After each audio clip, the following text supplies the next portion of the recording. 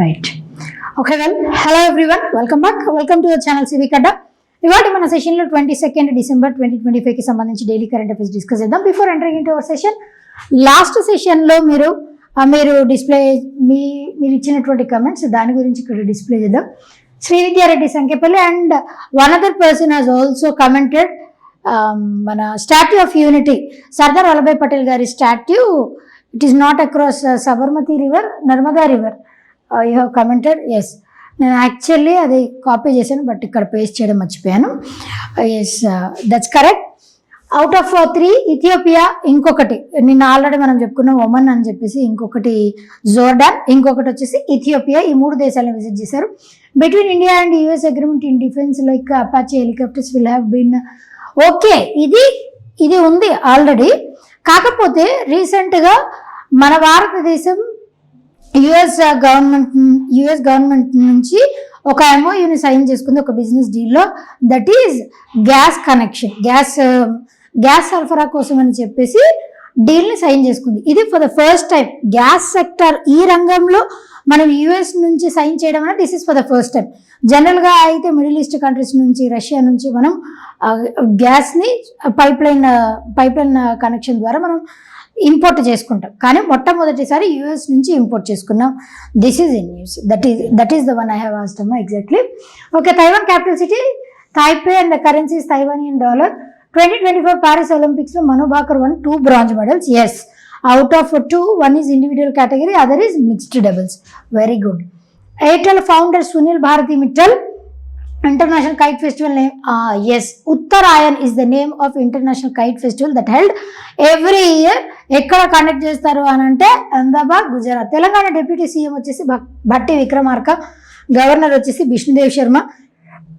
Rising Telangana summit, rising RISING rising Telangana summit 2 day summit జరిగింది December 8th and December 9th 2025.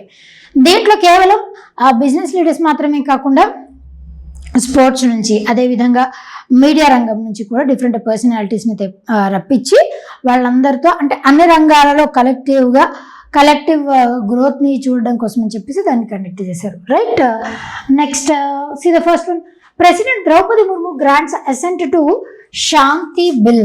శాంతి బిల్కి ఇంకొక పేరు ఏంటండి, అటామిక్ బిల్ అని చెప్పేసి కూడా దీనికే పేరు కదా, atomic bill is also known as Shanti bill. దీనికి ఫుల్ ఫామ్ ఉంది, అది గుర్తుపెట్టుకోవాలి అని చెప్పేసి నేను ఇది వరకు చెప్పాను. ఈ బిల్ని ప్రవేశపెట్టనున్నారు, శాంతి బిల్, అటామిక్ పవర్ బిల్ అని చెప్పేసి. దాని ప్లేస్లో శాంతి బిల్ని తీసుకొని రానున్నారు అని కూడా నేను డిస్కస్ చేశాను. శాంతి ఫుల్ ఫామ్ వచ్చేసి ఏంటి అంటే sustainable harnessing and advancement of nuclear energy for transforming India. దీంట్లో మీకు ఎగ్జామినేషన్లో ఎస్ అంటే ఏంటని ఇవ్వచ్చు, హెచ్ అంటే, ఐ అంటే, లేదు అని అంటే టీ స్టాండ్స్ ఫర్ వాట్, ఇట్లా ఏ క్వశ్చన్, ఏ లెటర్ అయినా సరే, ఏ లెటర్ గురించి అయినా సరే మిమ్మల్ని ఎగ్జామినేషన్లో అడగొచ్చు. లేదా క్వశ్చన్ ఇంకొక రకంగా ఏ విధంగా అడగొచ్చు అని అంటే శాంతి బిల్ దేనికి రీప్లేస్మెంట్, ఏ యాక్ట్కి, ఏ బిల్కి రీప్లేస్మెంట్గా శాంతి బిల్ని తీసుకొని వచ్చారు అది కూడా అడగొచ్చు. జనరల్గా యాక్ట్ లాగా పాస్ అవ్వకముందు దాన్ని బిల్ అని చెప్తారు అని చెప్పేసి చెప్పుకున్నాం. దాని తర్వాత కొన్ని బిల్స్ అయితే బోత్ హౌసెస్లో పాస్ అవ్వాలి, దాని తర్వాత ఫైనల్గా ప్రెసిడెంట్ అసెంట్ ఇవ్వాలి, సైన్ చేస్తే అప్పుడు ఆ బిల్ అన్నటువంటిది యాక్ట్ లాగా మారుతుంది. That is very very important. ఆ విధంగా ఇనీషియల్గా ఇంట్రడ్యూస్ చేసినప్పుడు, తయారు చేస్తే దాన్ని డ్రాఫ్ట్ అంటారు, బిల్ని ప్రవేశపెట్టినప్పుడు దాన్ని బిల్ అంటారు, ఆమోదం పొందిన తర్వాత దాన్ని యాక్ట్ అని చెప్పేసి అని అంటారు. That is the difference between act and bill. ఇక్కడ శాంతి బిల్ని మన ప్రెసిడెంట్ అయినటువంటి ద్రౌపది ముర్ము గారు అసెంట్ ఇచ్చారు. అంటే ఎవరైతే ప్రెసిడెంట్ ఉంటారో వాళ్ళదే ఫైనల్ అసెంట్, వాళ్ళు సైన్ పెట్టారు అని అంటే ఆ బిల్ అన్నది అప్రూవ్ అయిపోతుంది. అట్లా ఈ బిల్ అన్నది యాక్ట్ లాగా మారింది. శాంతి బిల్ అన్నది యాక్ట్ లాగా మారింది. దాని ఫుల్ ఫామ్ గుర్తుపెట్టుకోండి.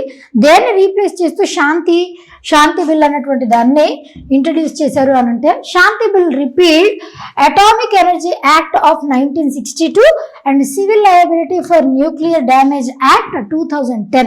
దీంట్లో వచ్చినటువంటి చేంజెస్ ఏంటి అవి కూడా నేను చెప్తాను.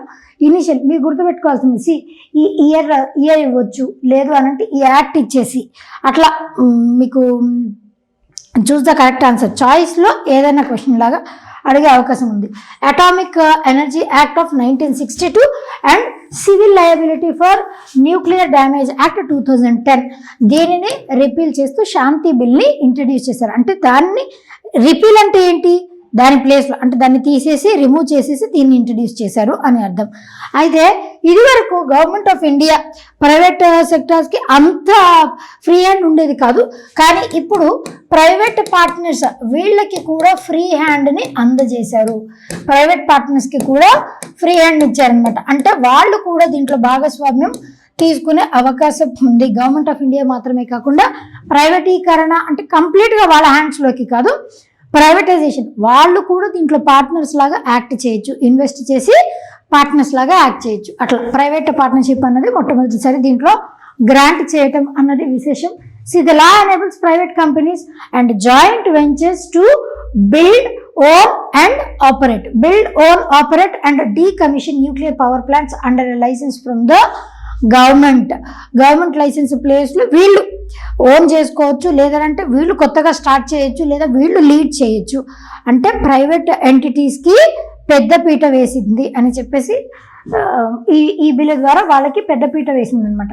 It supports India's clean energy transition and the long term objective of achieving మన 2047 వరకు మన భారతదేశం యొక్క టార్గెట్ ఎంతండి అని అంటే 100 gigawatts ఆఫ్ న్యూక్లియర్ ఎనర్జీనే మన భారతదేశం యొక్క టార్గెట్. అది కూడా ఏ ఇయర్ వరకు అండి అని అంటే బై ద ఇయర్ 2047 2047 సంవత్సరం వరకు దీన్ని అచీవ్ చేయాలి.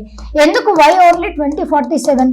వికసిత్ భారత్ అని చెప్పేసి 2047 మన భారతదేశం టార్గెట్ని సెట్ చేసుకుంది. ఎందుకు అని అంటే 1947లో ఇండియాకి ఇండిపెండెన్స్ వచ్చింది, 2047కి ఇండియాకి ఇండిపెండెన్స్ వచ్చి 100 years కంప్లీట్ అవుతున్నటువంటి సందర్భంగానే ఈ వికసిత్ భారత్ అన్నటువంటి కాన్సెప్ట్ని మన ప్రధానమంత్రి నరేంద్ర మోడీ గారు ఇంట్రడ్యూస్ చేశారు. అదే వికసిత్ భారత్. ఆ వికసిత్ భారత్ యోజన ద్వారా న్యూక్లియర్ పవర్లో ఇంత టార్గెట్, అదేవిధంగా రెన్యూబుల్ సోర్స్ ఆఫ్ ఎనర్జీలో ఇంత టార్గెట్ అచీవ్ చేయాలి అని చెప్పేసి కొన్ని టార్గెట్స్ని సెట్ చేసుకొని దానికి అనుగుణంగా అచీవ్ చేసుకుంటూ వస్తున్నాం. ఇప్పుడు ఈ న్యూక్లియర్ పవర్ ప్లాంట్స్ ఏవైతే ఉన్నాయో మన భారతదేశంలో ఓవరాల్ న్యూక్లియర్ ప్లాంట్స్ వచ్చేసి ఎన్ని ఉన్నాయండి? టోటల్గా 22 న్యూక్లియర్ ప్లాంట్స్ ఉన్నాయి కదా. దీంట్లో 7 మేజర్ న్యూక్లియర్ పవర్ ప్లాంట్స్ ఉన్నాయి. 7 major nuclear power plants. Nuclear power plant అంటే ఏంటి? What you mean by nuclear power plant? దీంట్లో ఏ టైప్ ఆఫ్ యాక్టివిటీ జరుగుతుంది? Nuclear fission, nuclear fusion? That is very very important. Nuclear fission అంటే ఏంటి and nuclear fusion అంటే ఏంటి? Fusion అంటే ఏంటి? హైడ్రోజన్ ఈ మాలిక్యూల్స్ అన్నీ కూడా ఫ్యూజ్ అవుతాయి. ఆ ఆటమ్స్ అన్నీ కూడా ఫ్యూజ్ అయ్యి ఒకదానికొకటి అటాచ్ అయ్యి ఎనర్జీని క్రియేట్ చేస్తే దాన్ని ఫ్యూజన్ అని అంటాం. అలా కాకుండా ఉన్నటువంటి ఆటమ్ బ్రేక్ డౌన్ అయ్యింది అనుకోండి, ఒక మాలిక్యూల్ ఆటమ్స్ లాగా బ్రేక్ డౌన్ అయ్యి దాని ద్వారా ఎనర్జీని లిబరేట్ చేస్తే that is termed as nuclear fission. Fission అంటే విడిపోవటం, ఫ్యూజన్ అంటే ఫ్యూజ్ అయ్యి ఫామ్ అయ్యేటువంటి ఎనర్జీ. ఇక్కడ న్యూక్లియర్ పవర్ ప్లాంట్స్లో ఏ టైప్ ఆఫ్ రియాక్షన్ జరుగుతుంది అని అంటే న్యూక్లియర్ ఫిషన్ జరుగుతుంది. న్యూక్లియర్ పవర్ ప్లాంట్స్లో న్యూక్లియర్ ఫిషన్ జరుగుతుంది. ఇప్పుడు మన భారతదేశంలో ఉన్నటువంటి 7 major nuclear power plants, these are also very important. ఎందుకు అనంటే ఈ పవర్ ప్లాంట్స్ రంగంలోనే కదా మన భారతదేశం ఇప్పుడు ఈ శాంతి బిల్, దానికి అనుగుణంగానే శాంతి బిల్ ఇంట్రడ్యూస్ చేసింది. కాబట్టి దీని గురించి ఏ తరహా క్వశ్చన్ అయినా అడగచ్చు స్ట్రాటజీకి. ఎందుకు మోస్ట్ ఆఫ్ జనరల్గా బ్యాంక్ ఎగ్జామ్స్ అని అంటే కరెంట్ అఫైర్స్ అని చెప్పేసి అనుకుంటున్నాం, కానీ నిన్నటి exam that is DCCB cooperative banks exam జరిగింది కదండి. దాంట్లో మ్యాథ్స్ టు మ్యాథ్స్ స్టాటిక్ జీకేనే వచ్చింది. కరెంట్ అఫైర్స్ అక్కడక్కడ టచ్ చేశారు, మ్యాక్సిమం స్టాటిక్ జీకేనే వచ్చింది. దీని తర్వాత వచ్చేటువంటి ఎగ్జామ్స్లో కూడా కరెంట్ అఫైర్స్ ఇస్తారు, కాకపోతే దానికి రిలేటెడ్ స్ట్రాటజీకి ఏదైతే ఉందో అది స్కిప్ చేస్తారు. కాబట్టి స్టూడెంట్స్ దాని గురించి క్వశ్చన్స్ అడగడానికి అవకాశం ఎక్కువ ఉంది. అందుకే దానికి రిలేటెడ్ స్ట్రాటజీకి ఏమున్నా కూడా మీరు చదవడానికి ట్రై చేయండి. ఇప్పుడు న్యూక్లియర్ పవర్ ప్లాంట్స్ అన్నాం కదా, ఈ న్యూక్లియర్ పవర్ ప్లాంట్స్ని రెగ్యులేట్ చేసేటువంటి బాడీ ఒకటి ఉంటుంది. ఇప్పుడు మనం ఇండియాలో బ్యాంక్స్ ఉన్నాయి, public sector banks, private sector banks, cooperatives, ఇవన్నీ వీటన్నిటిని రెగ్యులేట్ చేసేటువంటి బాడీ ఏదండి? That is RBI, reserve bank of India. అదేవిధంగా న్యూక్లియర్ పవర్ ప్లాంట్స్ని రెగ్యులేట్ చేసేటువంటి, గవర్న్ చేసేటువంటి బాడీ కూడా ఒకటి ఉంది. That is nuclear power corporation of India limited. ఇది NPCIL is the body that regulates nuclear power plants in India. అంటే ఇప్పుడు ఏదైనా ఒక power plant nuclear power plant లాగా దానికి లైసెన్స్ని శాంక్షన్ చేయాలి అనన్నా, లేదు దాంట్లో ఏమైనా చేంజెస్ తీసుకొని రావాలి అనన్నా, అలా దాన్ని రెగ్యులేట్ చేయాలి అని అంటే ఈ బాడీకి కంప్లీట్ పవర్స్ అన్నటువంటివి ఉంటాయి. న్యూక్లియర్ ఫిషన్ దీంట్లో జరుగుతూ ఉంటుంది. దీంట్లో ఇప్పుడు తారాపూర్ న్యూక్లియర్ పవర్ ప్లాంట్ ఎక్కడుందండి? Tarapur that is situated at Maharashtra. తారాపూర్కు ఉన్నటువంటి స్పెషాలిటీ ఏంటి? Oldest nuclear power plant in India, that is Tarapur. దీన్ని ఎలా గుర్తుపెట్టుకోవచ్చండి? ఫస్ట్ స్మాలెస్ట్, లార్జెస్ట్, ఓల్డెస్ట్, ఇవి చాలా చాలా ఇంపార్టెంట్. తారాపూర్, తారా అంటే స్టార్ కదా, స్టార్కి బిలియన్స్ ఆఫ్ ఇయర్స్ లైఫ్ ఉంటుంది. ఆ విధంగా Tarapur is the oldest one, అలా గుర్తుపెట్టుకోవచ్చు. తారాపూర్ న్యూక్లియర్ పవర్ ప్లాంట్ ఎక్కడుందండి? It is situated at Maharashtra. తర్వాత Rawatbhata Rajasthan, Kudankulam Tamil Nadu. This is very very important. ఎందుకు అనంటే కుదంకులం nuclear power plant is the first nuclear power plant in India. దానితో పాటు largest nuclear power plant in India కూడా ఏది అనంటే Kudankulam nuclear power plant, that is situated at Tamil Nadu. ఆ పేరు చూస్తే మనం గెస్ చేయొచ్చు తమిళనాడు అని చెప్పేసి. కుదంకులం nuclear power plant that is situated at Tamil Nadu. Kaiga nuclear power plant ఎక్కడ ఉంటుందండి? కర్ణాటకలో ఉంది. కాకరాపూర్ న్యూక్లియర్ పవర్ ప్లాంట్ వచ్చేసి that is situated at Gujarat. Kalpakkam nuclear power plant అది కూడా Tamil Nadu. Narora nuclear power plant Uttar Pradesh.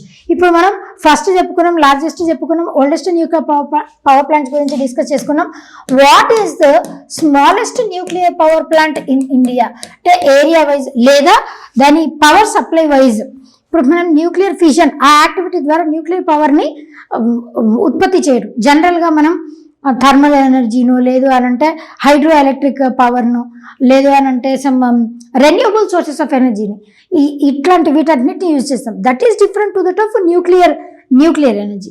ఆ విధంగా దాంట్లో స్మాలెస్ట్ న్యూక్లియర్ పవర్ ప్లాంట్ అన్నటువంటి ఏంటి? దీంట్లోనే ఉన్నాయండి. స్మాలెస్ట్ న్యూక్లియర్ పవర్ ప్లాంట్ ఏంటో తెలిస్తే నాకు కమెంట్ చేయండి. Smallest nuclear power plant. Next one GSL's Amulya. GSL stands for what అని అంటే Goa ship yard limited. That is Goa ship yard limited వాళ్ళు రీసెంట్గా అమూల్య అన్నటువంటి కొత్త జనరేషన్ ఫాస్ట్ పెట్రోల్ వెజల్ అంటే తెలుసు కదా, నార్మల్గా కూడా ఈవినింగ్ మిడ్-నైట్ లేట్ నైట్స్ మనకి పెట్రోలింగ్ వెహికల్స్ అని తిరుగుతూ ఉంటాయి, police vehicles. Patrolling nothing but what, ఈ పోలీస్ ఆఫీసర్స్, కానిస్టేబుల్స్ వాళ్ళు ఒక ఏరియా కాకపోతే వాళ్ళకి ఏవైతే ఏరియాస్ ఇచ్చారో ఆ ఏరియాస్ని పర్యవేక్షణ కోసం అని చెప్పేసి తిరుగుతూ ఉంటుంది. That is patrolling. ఇక్కడ కూడా ఓషన్ రంగంలో పర్యవేక్షణ కోసం పెట్రోలింగ్ వెజల్స్ అన్నటువంటివి కొన్నిటిని సపరేట్గా పెట్రోలింగ్ చేయటం కోసం అని చెప్పేసి యూజ్ చేస్తారు. ఎందుకు అనంటే సీ పైరేట్స్ అని చెప్పేసి, సీ పైరేట్స్ ఉంటాయి కదా. సీ పైరేట్స్ అంటే ఎవరు? ఇప్పుడు నార్మల్గా మన ఇళ్లలో దొంగలు పడితే థీవ్స్ అని చెప్తాం, డెకాయిట్స్ అని చెప్పేసి చెప్తాం కదా. వెరాజ్ వాటర్ బాడీస్ మీద, ఓషన్స్ మీద, సీస్ మీద ఎవరైనా థెఫ్ట్కి కానీ ఏదైనా దోపిడీ చేయడానికి పాల్పడ్డారనుకోండి, వాళ్ళనే సీ పైరేట్స్ అని చెప్పేసి చెప్తాం. పైరేట్స్ ఆఫ్ క్యారిబియన్ సీ అని చెప్పేసి మనకి ఈవెన్ సిరీస్ కూడా ఉంది కదా. అట్లా ఆ దొంగలు అనమాట. అట్లా పెట్రోల్ వెహికల్స్ దానికి మాత్రమే కాదు, ఇంకా అప్పుడప్పుడు ఆయిల్ స్పిల్లేజ్, ఒక ప్రాంతం నుంచి ఇంకొక ప్రాంతానికి క్యారీ చేస్తూ ఉన్నప్పుడు కార్గోస్లో దాంట్లో తీసుకెళ్లేటువంటి ఏవైతే ఉంటాయో అవి దాంట్లో పడిపోవచ్చు. అలాంటప్పుడు కూడా పెట్రోలింగ్ వెజల్స్ అనేవి చాలా చాలా ఉపయోగకరంగా ఉంటాయి. ఈ అమూల్య అన్నటువంటిది మూడోది అనమాట. గోవా షిప్ యార్డ్ లిమిటెడ్ ఈ ICGS integrated coast guard system వీళ్ళు లాంచ్ చేసినటువంటి పెట్రోల్ వెజల్స్లో ఇది మూడో పెట్రోల్ వెజల్ అనమాట. New generation fast patrol vessel. Third vessel in Adamya class. ఈ క్లాస్ గుర్తుపెట్టుకోవాలి, చాలా చాలా ఇంపార్టెంట్. అదమ్య అన్నటువంటి క్లాస్. ఇప్పుడు మనకి ఏదైనా మిసైల్ లాంచ్ చేశారనుకోండి, స్కార్పియన్ క్లాస్ అని చెప్పేసి ఇట్లా క్లాసెస్ ఉంటాయి కదా. ఇక్కడ ఏ క్లాస్ అని అంటే దట్ ఈస్ అదమ్య క్లాస్కి చెందినటువంటి vessel. Then what is the name of the first vessel? First vessel name వచ్చేసి ఏంటి? దిస్ ఇస్ థర్డ్ వెజల్ అని చెప్పుకున్నాం కదా. అమూల్య అన్నటువంటిది third vessel in Adamya class.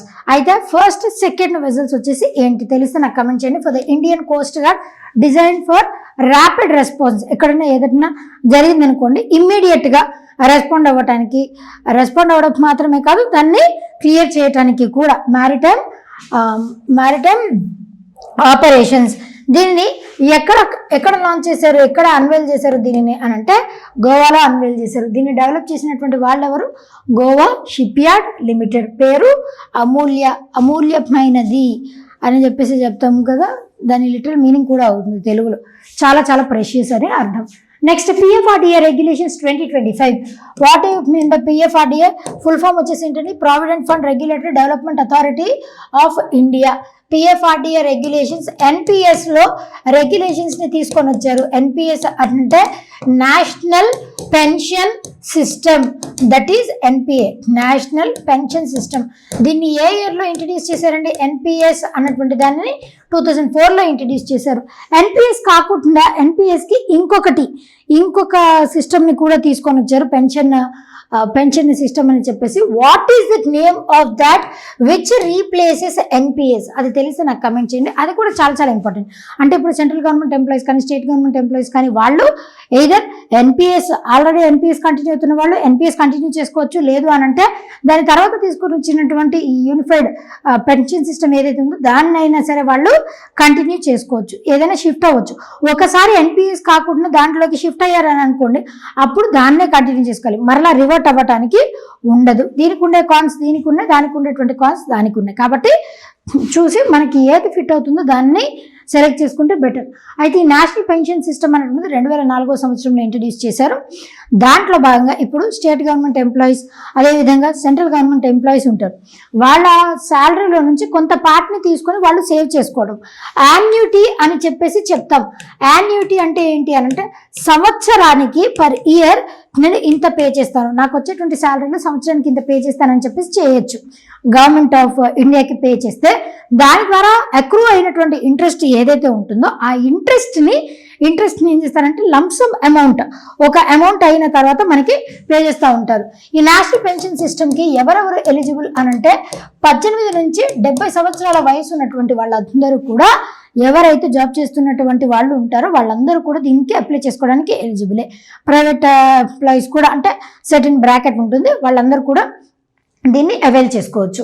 Annuity అని చెప్పేసి సంవత్సరానికి ఒక అమౌంట్ పే చేస్తారు కదా, దాని ద్వారా ఏదైతే గవర్నమెంట్ కూడా కొంత యాడ్ చేస్తూ ఉంటుంది. అట్లా ఒక అమౌంట్ లంసమ్ అమౌంట్ వచ్చిన తర్వాత దాంట్లోంచి ఏదైనా మనకి ఎమర్జెన్సీ సిచ్యువేషన్ వచ్చింది మనం తీసుకోవచ్చా అండి అని అంటే ఎస్ అఫ్ కోర్స్. ఒక శాతం కొంత పర్సెంటేజ్ అని చెప్పేసి ఉంటుంది, అది 60%, 70%, 40% ఒక శాతం ఉంటుంది. ఆ పర్సెంటేజ్ మనం తీసుకోవచ్చు, అక్రూ అయినటువంటి అమౌంట్లో ఆ పర్సెంటేజ్ తీసుకోవచ్చు. ఇప్పుడు తీసుకొచ్చినటువంటి రెగ్యులేషన్ ఏంటి అని అంటే it has been notified that NPS exit withdrawal amendment regulations. ఇది కొత్తగా వచ్చినటువంటి అమెండ్మెంట్ పేరు అదనమాట. Increasing lump sum withdrawal to 80%. Withdrawal percentage శాతాన్ని పెంచింది 80%.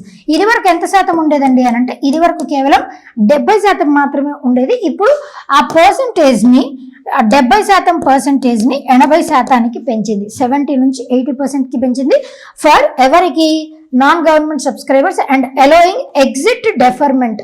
ఎగ్జిట్ డెఫర్మెంట్ అంటే ఏంటంటే వాళ్ళు ఆ NPS సిస్టమ్ నుంచి డిఫర్ అవ్వటానికి ఎప్పటి వరకు వాళ్ళకి అవకాశం ఉంటుంది? పోస్ట్ పోన్మెంట్. డెఫర్మెంట్ అంటే నథింగ్ బట్ పోస్ట్ పోన్ చేసుకోవడం అనమాట.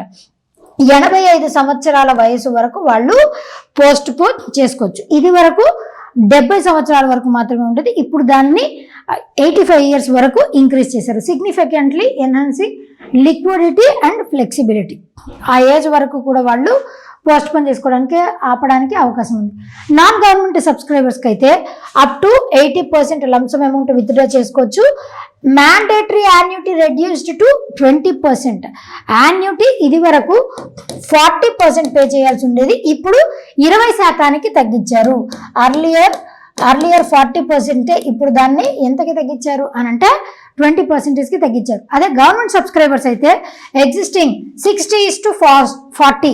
60 అంటే ఏంటి, లంసమ్ అమౌంట్, యాన్యుటీ వచ్చేసి 40, వాళ్ళకి సేమ్ కంటిన్యూ అవుతుంది. నాన్ గవర్నమెంట్ సబ్స్క్రైబర్స్కి మాత్రమే ఆ చేంజ్.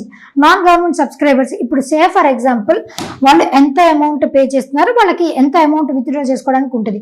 అక్యుములేటెడ్ పెన్షన్ వెల్త్, ఒకవేళ మీకు పెన్షన్ ద్వారా మీరు నెలకింత కట్టుకుంటూ ఇంత అమౌంట్ అక్యుములేట్ అయింది అని అనుకుందాం. Less than or equal to 8 lakh, 8 లక్షలు లేదా 8 లక్షల కంటే తక్కువ ఉంది అని అనుకుందాం. అప్పుడు 100% సమ్ అలౌడ్, 100కి 100% మీరు విత్డ్రా చేసుకోవచ్చు. అలా కాకుండా 8 నుంచి 12 లక్షల వరకు ఉందనుకోండి మీ పెన్షన్, అప్పుడు ఆప్షన్స్ ఆఫ్ 6 lakhs కానీ లేదు దాంట్లో 80:20 ఆ స్ప్లిట్లో అయినా సరే మీరు తీసుకోవచ్చు. 80:20, 80 అంటే లంసమ్ అమౌంట్ 80% తీసుకోవడానికి ఉంటుంది, లేదు యాన్యుటీలో 20% తీసుకోవడానికి ఉంటుంది, ఏదో ఒకటి తీసుకోవచ్చు. 12 lakh అనుకోండి, అప్ టు 80% మాత్రమే లంసమ్ తీసుకోవడానికి ఉంటుంది, 20% యాన్యుటీ అన్నది ఖచ్చితంగా మీరు మ్యాండేటరీగా మెయింటైన్ చేయాల్సి ఉంటుంది. ఇది రీసెంట్గా దీంట్లో తీసుకొని వచ్చినటువంటి చేంజెస్ అనమాట. Okay, next one, national mathematics day. National mathematics day ఎప్పుడు సెలబ్రేట్ చేస్తామంటే it is celebrated on December 22 every year. ఎప్పటి నుంచి దీన్ని సెలబ్రేట్ చేస్తున్నారు అని అంటే 2011 సంవత్సరంలో మన్మోహన్ సింగ్ గారు ఆయన ఈ డేని డిక్లేర్ చేశారు 2011 సంవత్సరంలో.